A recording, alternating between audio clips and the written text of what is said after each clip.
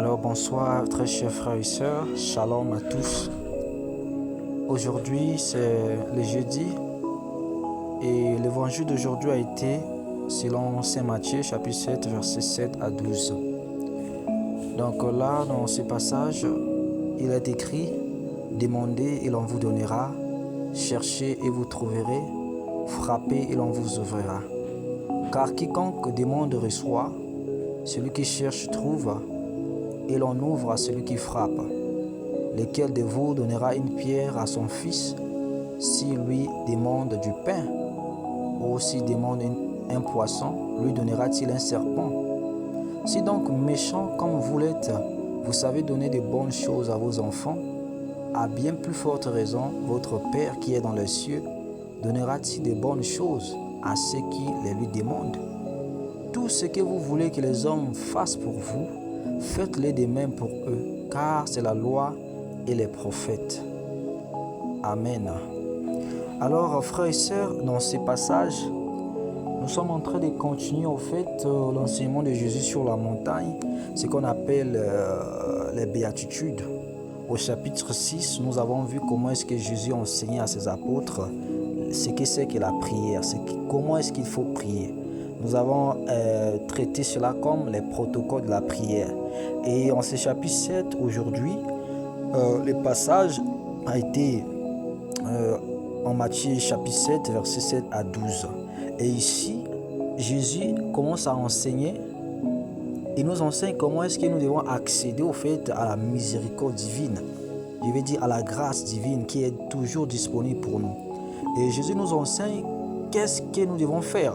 Et nous voyons que l'enseignement de Jésus ici, ce n'est pas un enseignement qui est si difficile, ce n'est pas si ardu. Il dit demandez et l'on vous donnera.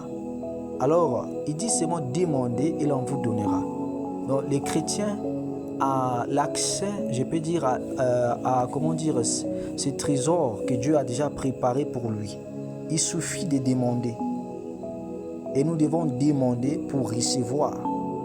Cherchez et vous trouverez, frappez et l'on vous ouvrira. Alors Jésus ici nous montre comment est-ce que nous devons accéder aux choses. Il dit demandez, l'on vous donnera.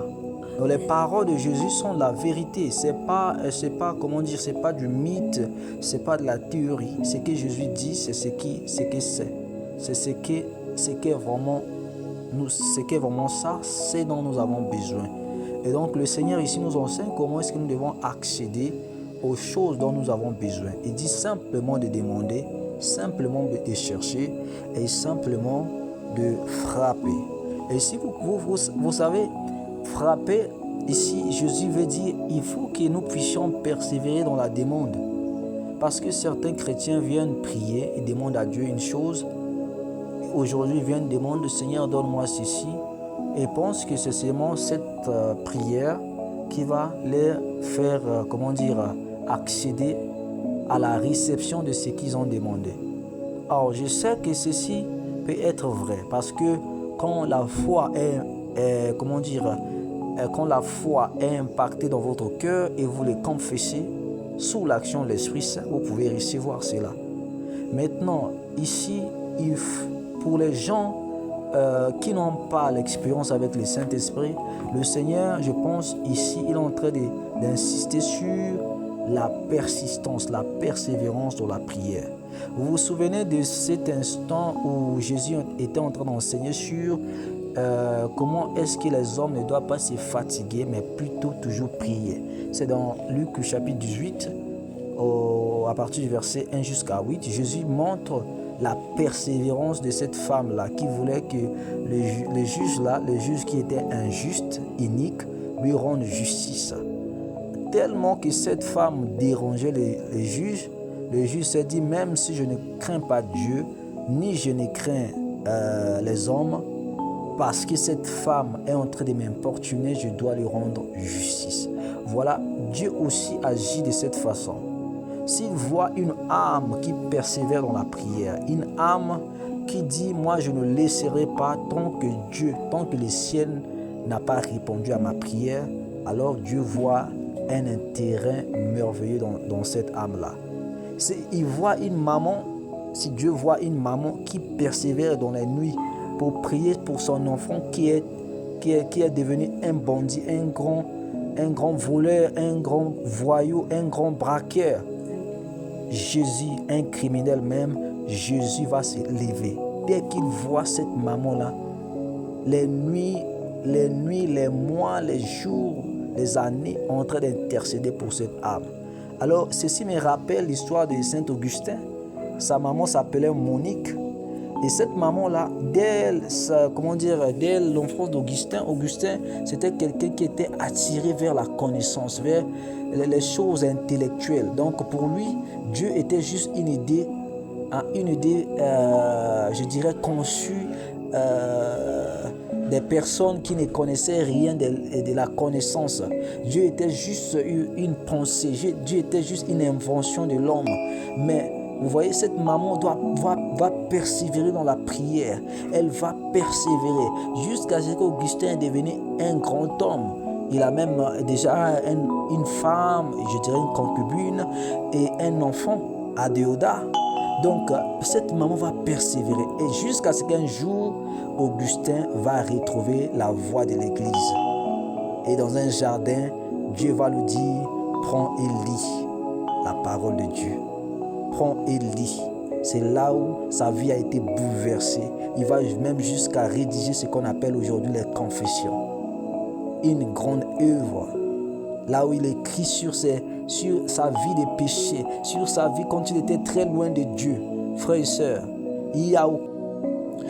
et Dieu nous appelle à cet instant-là, à ce moment-là, de prière, de demande persévérante, où nous ne devons pas lâcher.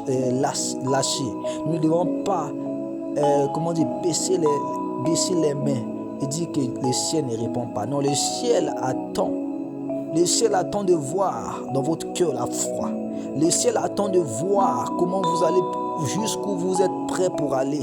Le ciel attend de voir les degrés de vos sacrifices, les degrés de votre recherche, les degrés de votre persévérance devant Dieu. C'est là que vous allez voir les miracles. Et Jésus continue dans son enseignement. Il dit au verset 9 plutôt, il dit: lequel de vous donnera une pierre à son fils s'il lui demande du pain, ou s'il demande un poisson, lui donnera-t-il un serpent? Voilà, ici Jésus nous montre combien est-ce que Dieu, les trésors de Dieu sont inépuisables. Combien est-ce que Dieu, dans sa miséricorde, est toujours prêt à nous répondre. Mais je vais voir jusqu'où nous allons aller. Parce que Dieu n'aime pas, ce qui est vrai, Dieu n'aime pas des gens qui sont des hypocrites, des gens qui viennent là, ils pleurent, et dès que Dieu leur donne, ils disparaissent. Il y a des gens comme ça. Ils vont venir vers les serviteurs de Dieu. Oh, j'ai telle situation. Dès que le serviteur de Dieu va lui donner des prières, des temps, et dès que sa situation sera réglée, cette personne ne reviendra jamais vers le serviteur de Dieu. Vous voyez comment ingrats nous sommes parfois, nous les chrétiens. Et Jésus ici dit, lui qui connaît la volonté du Père, lui qui connaît le Père, il dit, Dieu ne peut pas donner une chose mauvaise. Il va toujours donner de bonnes choses à ceux qui le lui demandent. Alléluia. Gloire à Dieu. Et ceci est vraiment une leçon pour nous. La persévérance, c'est le mot qui révèle, la persévérance. Dieu, quand il voit une âme qui persévère, Seigneur, ce péché m'a rendu si vulnérable depuis des années. Seigneur, je ne peux pas continuer à vivre dans cette vie. Seigneur, secours-moi. Seigneur, viens à mon aide. Quand Dieu voit que vous persévérez jusqu'à ce que vous avez ce désir d'obtenir de Dieu. Il va vous arracher de la vie du péché. Il va vous arracher même de la pauvreté. Il va vous arracher même de la moquerie des hommes. Dieu est juste. Vous vous souvenez de l'épisode où Anne, la maman de Samuel, était partie au temple. Vous savez ce que Anne a dit? Anne a dit, si Dieu tu me donnes cet enfant, je vais le consacrer à toi. Quand Dieu aussi voit des gens, il voit des chrétiens qui sont déterminés jusqu'à l'heure à dire à Dieu un vœu. Dieu répond à tes prières comme ça. Parce que Dieu veut voir comment nous sommes prêts ou jusqu'à où nous sommes prêts pour aller avec lui. Et voilà, Jésus dit, il dit au chapitre 12, tout ce que vous voulez que les hommes fassent pour vous, faites-le de même pour eux, car c'est la loi et les prophètes. Voilà, aussi, ici en fait, Jésus est en train de faire le résumé. Le résumé de, je dirais, la base de nos prières.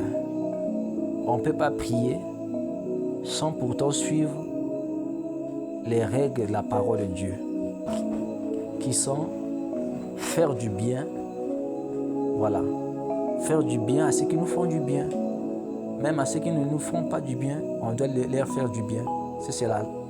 Jésus dit c'est la loi et les prophètes. Donc là, il nous donne les clés de l'exaucement, les clés de la demande, les clés de la recherche.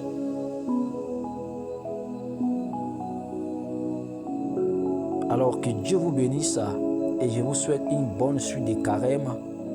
Voilà, que Dieu soit toujours votre aide en tout temps et en tout instant. Shalom.